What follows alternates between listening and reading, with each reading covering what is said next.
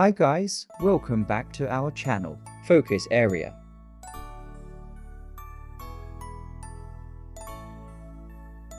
Have you ever wondered what makes some people seem like they've got life by the horns while others are just flailing about like a chicken with its head cut off? You see, life is like a roller coaster. There are ups and downs. But if you are the type of person who gets sick on roller coasters because you see in control yourself, well, that's not the roller coaster's fault, it's yours. No pun intended, of course. You know, we all have bad days, but some folks seem to have bad lives. In this video, we are gonna talk about how you can take charge of your emotions instead of the other way around. If you're ready to turn that around and become the kind of person who enjoys the ride, then keep watching. This video is for you. The first step to mastering your emotions is to figure out what sets them off. When you're mindful, you're fully present and aware of your surroundings. You are not stuck in the past or worrying about the future. You're in the moment. Sometimes the same negative thoughts keep playing over and over again, making us feel lousy. These thoughts can be like a weight dragging us down, making it harder to stay balanced.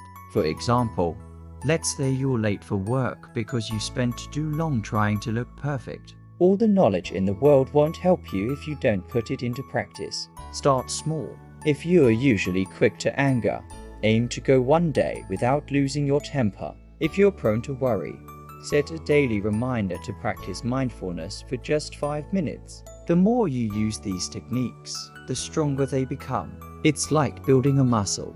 Your brain might start playing the "I'm so stupid" record. Remember, you're not at the mercy of your emotions. You can learn to steer them in the direction you want to go. Keep practicing, keep learning, and remember, the journey of self-improvement is a marathon, not a sprint. And hey, if you found this video helpful, don't forget to hit that subscribe button. And if you're up for more insights, check out our video on how to train your brain to be unstoppable. Until next time, keep striving for greatness. Now, if you let the thought play on repeat, you'll start to believe it and feel even worse. But here's the cool thing. You have the power to change the record. You can challenge those negative thoughts and turn them around. Ask yourself, is this thought really true? What's the evidence? By doing this, you can break the cycle of negativity and regain control over your emotions. It's like turning off a broken record and putting on a new one. You're actively choosing to focus on more positive and helpful thoughts. Okay, don't misunderstand it. Sometimes people do deserve blame. They mess up. This can help you gain control over your emotions in big ways. We often expect ourselves to be perfect, but that's just setting ourselves up for disappointment. It won't. But when you blame someone else for your emotions, you're giving away your power. You're letting someone else control how you feel. Think about it. Everyone stumbles sometimes. It's just part of being human. When someone does something you don't like, you can choose to feel angry, resentful, or you can choose to feel disappointed. But ultimately, it's your choice how you respond. Self-compassion doesn't mean making excuses for yourself or giving up on your goals. Taking responsibility for your emotions doesn't mean you have to like the situation. It just means you're in charge of how you react to it. It's like being the captain of a ship again.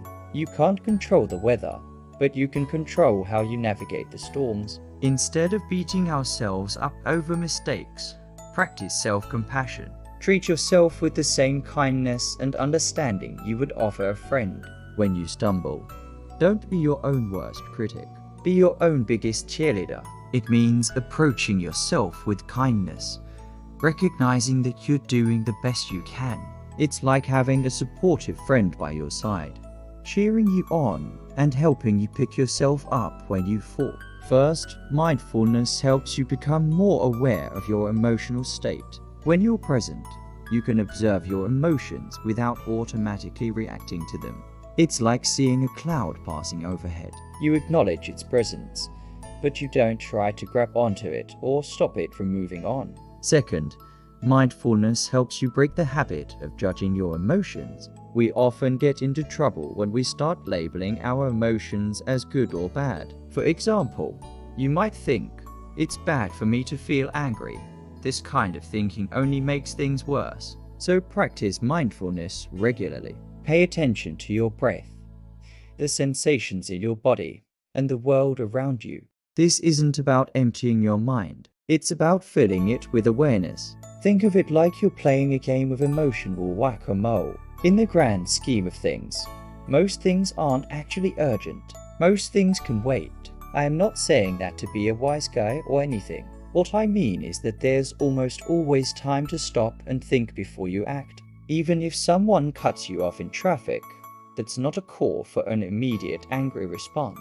It's an invitation to practice patience. And yes, it's hard, but that's why it's called practice. For some of us, it might be certain words or phrases. You don't master patience overnight. It's like learning to ride a bike. At first, you wobble and maybe fall a few times. But with practice, you become more stable and confident. Taking a pause, even for a few seconds, can make all the difference. It gives you time to calm down, think clearly, and respond in a way that you won't later regret. You see, emotions are like waves crashing against the shore. They rise and fall, but they don't last forever.